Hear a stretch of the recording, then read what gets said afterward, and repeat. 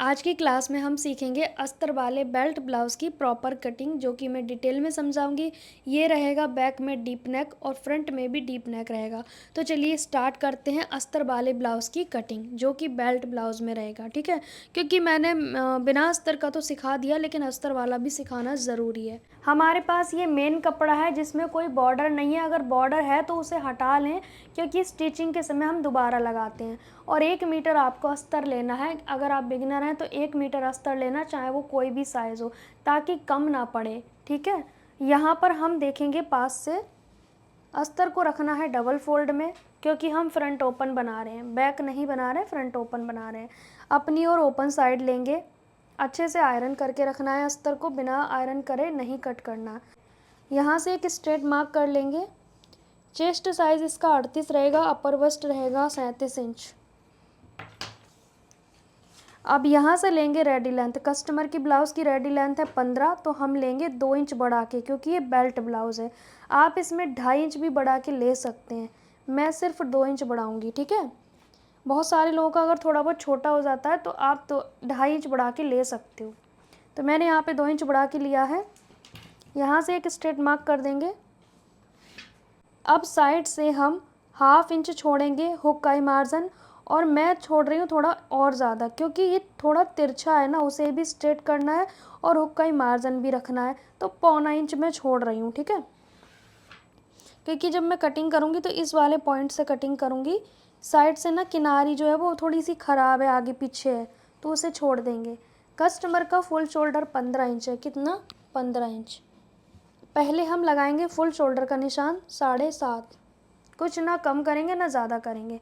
अब हमें देखना है अपना शोल्डर चार्ट। उसके लिए हमें पता होना चाहिए बैक नेक हमारा कितना बनेगा। फ्रंट में जो हमारा नेक रहेगा वो 7 इंच का रहेगा, तो हमारा शोल्डर किस लाइन में आ रहा है? इस वाली लाइन में आ रहा है। 6 से 7 इंच नेक बनाना है, तो आपको 6.5 लेना होगा शोल्डर। ये अपने अपने शोल्डर चार्ट के हिसाब से देखना है। ये 15 इंच का शोल्डर चार्ट है। ठीक है, तो मैं यहाँ पर कितना लूँगी? 6 से 7 की लाइन में 6.5, तो मेरा 1 इंच शोल्डर कम हो गया।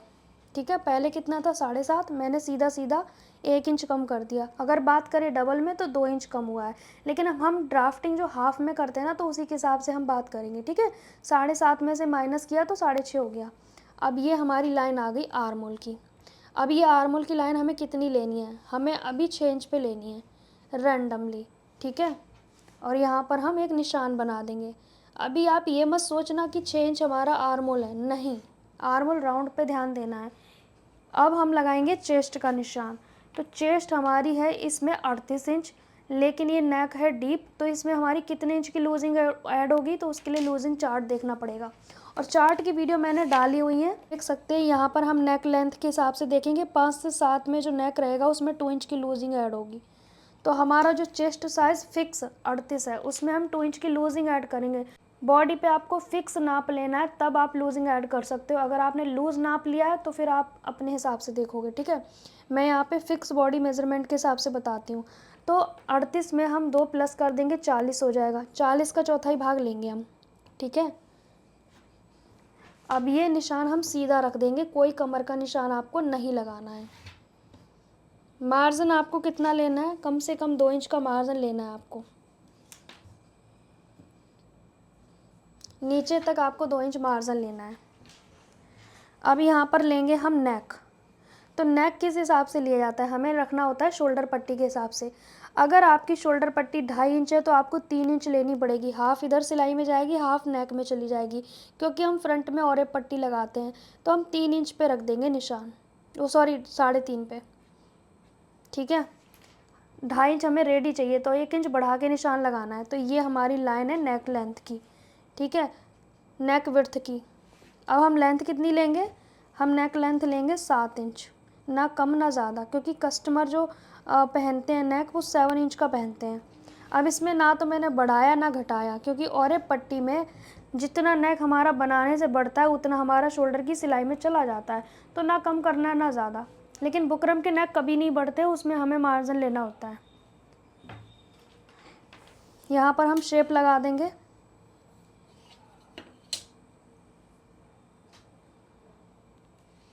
ये हमारा नेक का शेप हो जाएगा। ठीक है, ज़्यादा मतलब कुछ लोग क्या है ना, बहुत ही पतला सा बनाते हैं फ्रंट का नेक, तो फिर यहाँ पर ना खिंचाव होता है हुक्काई लगाने के बाद, वो नहीं करना है। क्योंकि हमारा नेक शोल्डर जो है ना फ्रंट के नेक से नहीं गिरता, बैक के नेक से गिरता है, तो उसमें हम कुछ चेंजेस करेंगे। अब लगाएंगे आर्म होल का निशान। तो डीप नेक में हम क्या करेंगे, हाफ करेंगे पहले तो, ठीक है। यहाँ पर आएंगे, अब इसमें 0.25 मतलब आधे इंच का आधा आने के बाद आपको ऐसे मार्क करना है, यहाँ ये टच होना चाहिए। यहाँ कितना गैप है उससे ध्यान नहीं देना। पहले हम एक बार निशान लगा लेते हैं अपर वस्ट का। अपर वस्ट हमारी कितनी है, 37 इंच।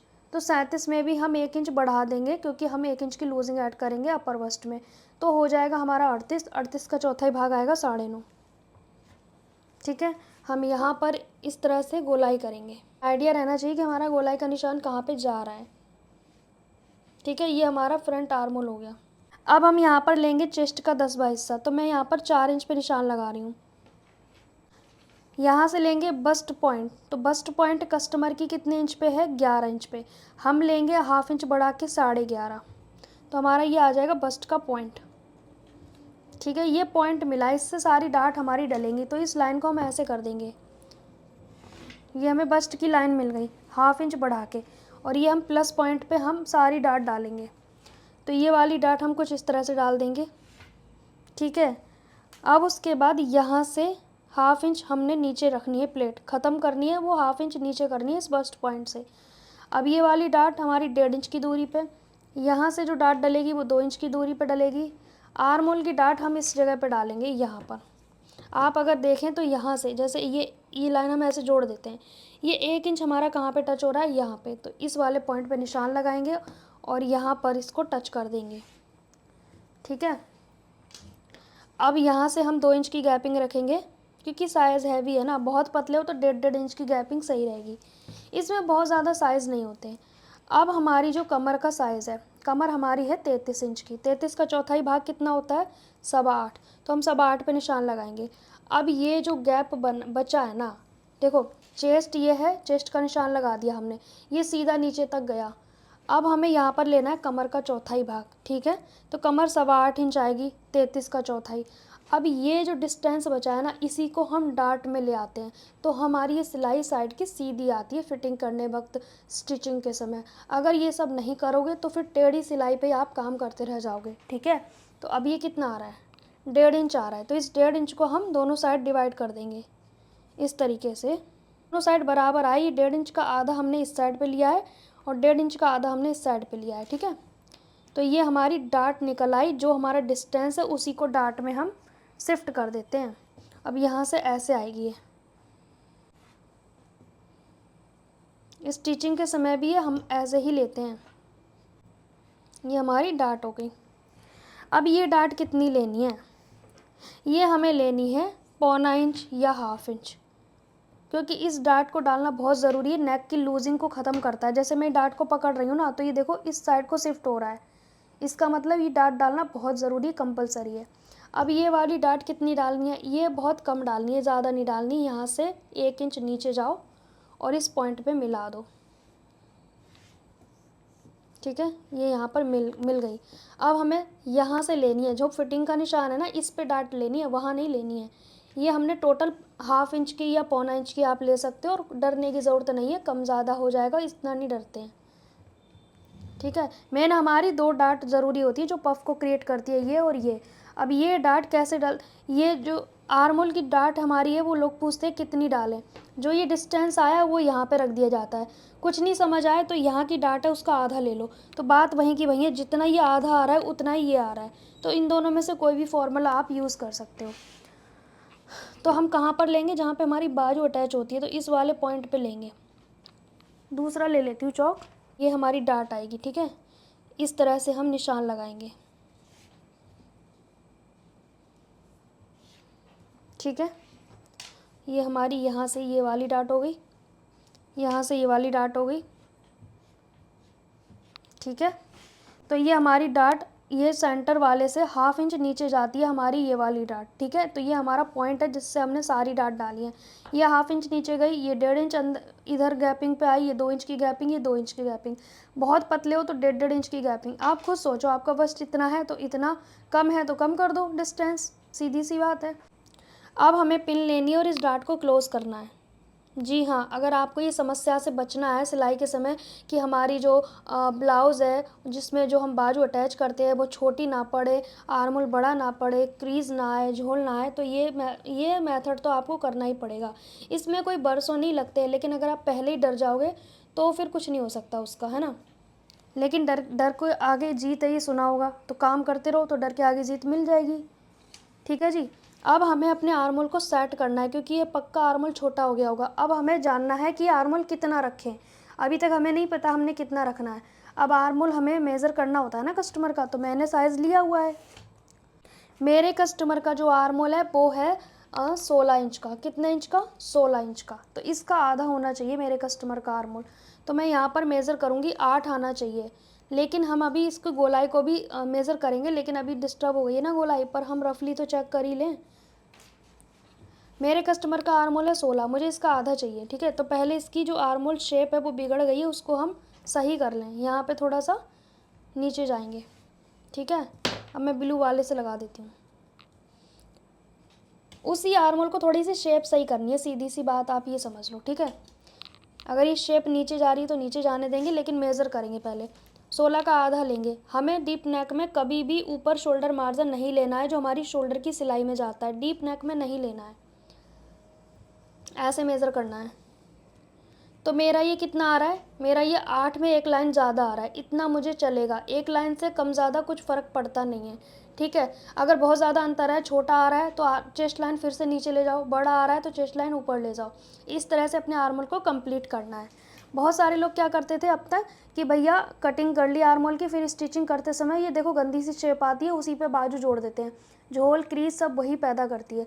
तो बेटर है ये प्लेट जो डाल रहे हो ना, पिन से रोक लो, फिर कटिंग करो शेप की। अब इसके ऊपर बाजू अटैच होगी तो कोई झोल भी नहीं आएगा, राइट। अब हमें कर देनी है अपनी ब्लाउज़ की प्रॉपर कटिंग, क्योंकि अब इसमें कुछ करना नहीं है। देखिए, आपको थोड़ी सी मेहनत तो करनी पड़ेगी अगर आपको परफेक्ट फिटिंग चाहिए अपने ब्लाउज़ की। अब हम बैक पार्ट कटिंग करेंगे तो ध्यान से देखेंगे, हमें अपनी ओर बन साइड चाहिए, ये वाली हमें बन साइड चाहिए, तो हम इसे प्रॉपर घुमा लेंगे क्योंकि हम कंफर्टेबल जिस साइड से वैसे ही हम कटिंग करेंगे, राइट। तो हमें इसको रख के नहीं करनी ड्राफ्टिंग, हमें प्रॉपर शोल्डर लेना है। लेकिन हम इसका अंदाज़ा लगा सकते हैं कि हमारा कपड़ा कहाँ तक यूज़ हो सकता है, ठीक है।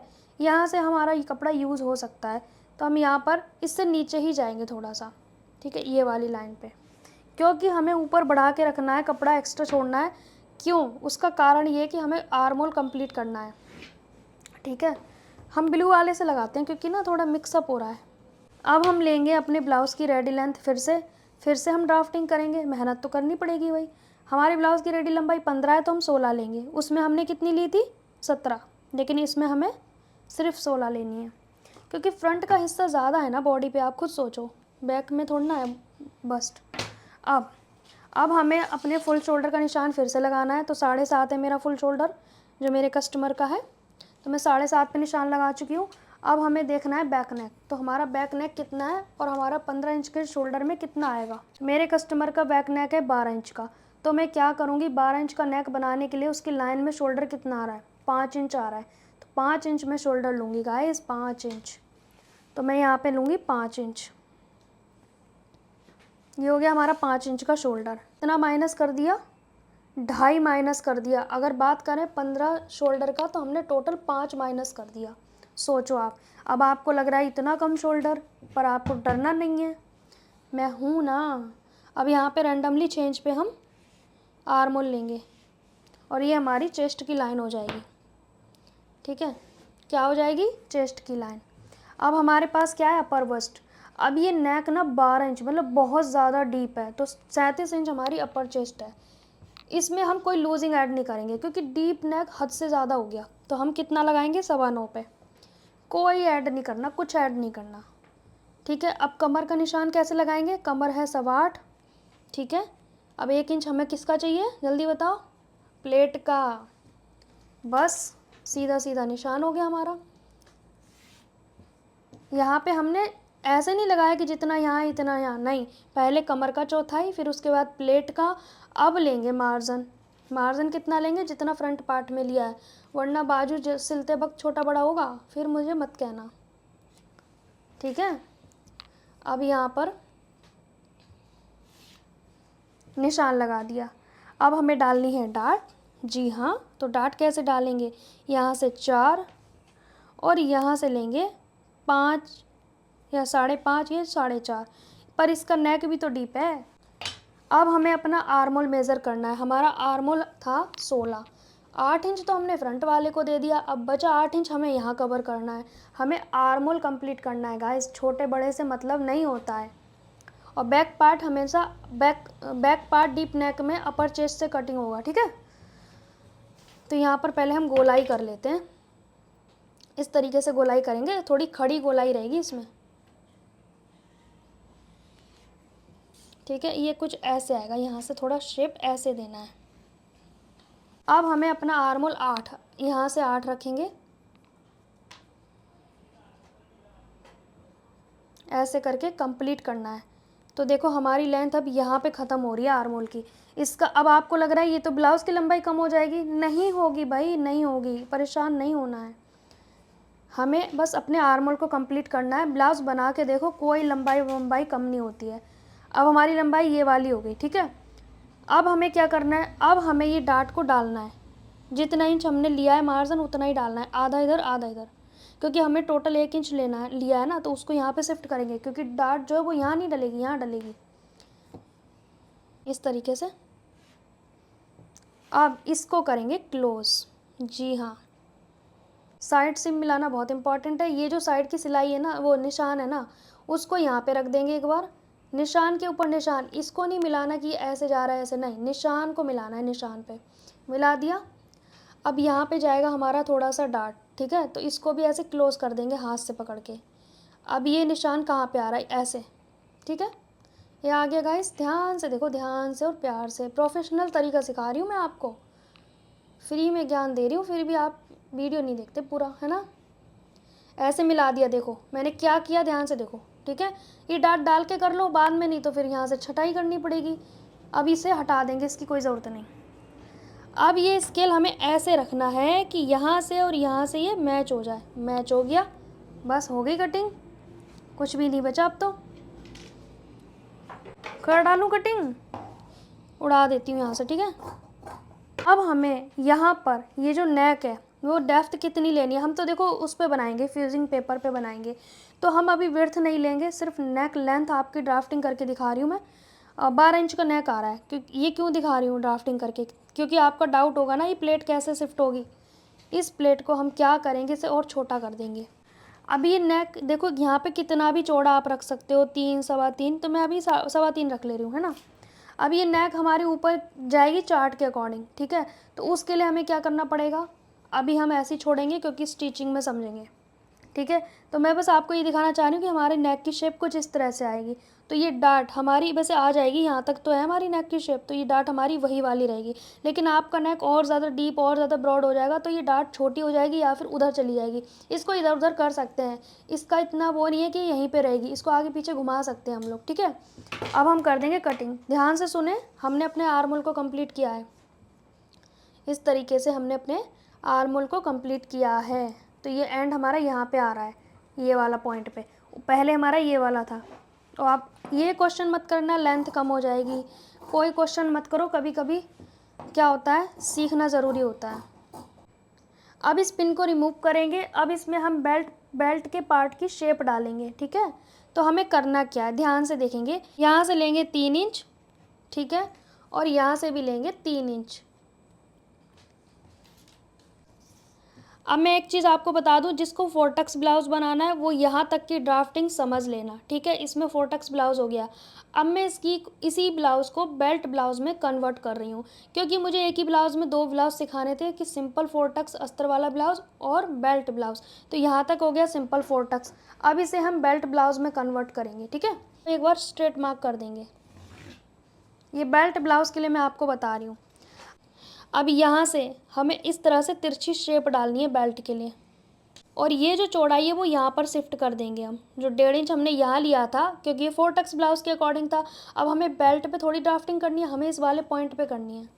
तो ये 1.5 इंच कुछ इस तरह से आ जाएगा। जो ये वाली चीज़ है वो ऐसे और ऐसे आ जाएगी, ठीक है। अब ये प्लेट हमारी ऐसे डलेगी और ये प्लेट हमारी ऐसे डलेगी, ऐसे करके, और यहाँ से कुछ ऐसे आएगी शेप। वैसे तो ये बेल्ट हमें अलग से कट करनी पड़ती है ताकि यहाँ पर जो बीच का डिस्टेंस है वो छोटा ना पड़े, पर मैं नहीं करूँगी। ऐसे एक शेप में कैंची चलानी है आपको, ठीक है। बस ये हमारी क्या हो गई, बेल्ट ब्लाउज़ की कटिंग। यहाँ पे हमारा कट आ जाएगा, यहाँ पे भी कट आ जाएगा, यहाँ पे कट आ जाएगा और यहाँ पर कट आ जाएगा। तो ये हमारी बेल्ट ब्लाउज़ हो गई। अगर आपके पास कपड़ा है तो इसी बेल्ट को मार्जिन के साथ कट कर लेना। मेरे पास अगर बचेगा तो मैं कर लूँगी, अदरवाइज़ मैं इसी को लगा दूँगी, ठीक है। और जब ये हमारी बेल्ट डल जाएगी तो ये बेल्ट हमारी कुछ इस तरह से आएगी। एक्स्ट्रा बेल्ट हम कट करेंगे, वो बाद में करेंगे, अभी नहीं करेंगे। ये बैक पार्ट और ये फ्रंट पार्ट। तो गाइस वीडियो बहुत बड़ा हो गया है, इसलिए मैंने स्लीव्स की कटिंग नहीं सिखाई। नेक्स्ट क्लास में हम स्लीव्स की कटिंग सीखेंगे और मेन कपड़े पे कैसे कट करते हैं वो सीखेंगे। क्योंकि मुझे भागना नहीं है, मुझे आपको जल्दी जल्दी भगा के नहीं सिखाना, मुझे आपको रिलैक्स तरीके से सिखाना है। तो मैं अपनी वीडियो को यहीं पे समाप्त करती हूँ। और कल की वीडियो में आपने सुना होगा जो मैंने संडे को वीडियो डाला था, एंड में मैंने क्या बोला था। जिसको भी चार्ट परचेज़ करना है या PDF फाइल परचेज़ करनी है वो मुझे कमेंट कर देना। जो मैं आपके साथ चार्ट शेयर करती हूँ ना, तो बार बार मैं चार्ट खोलती हूँ या फिर आपको भी वीडियो खोलना पड़ता होगा बैग जाके। तो अगर आप PDF फाइल चाहते हैं या फिर हार्ड कॉपी चाहते हैं चार्ट की, तो आप परचेज़ करने के लिए मुझे कमेंट कर देना ताकि मैं उसकी प्रिपरेशन कर सकूँ। मिलेंगे नेक्स्ट टाइम, तब तक के लिए बाय बाय।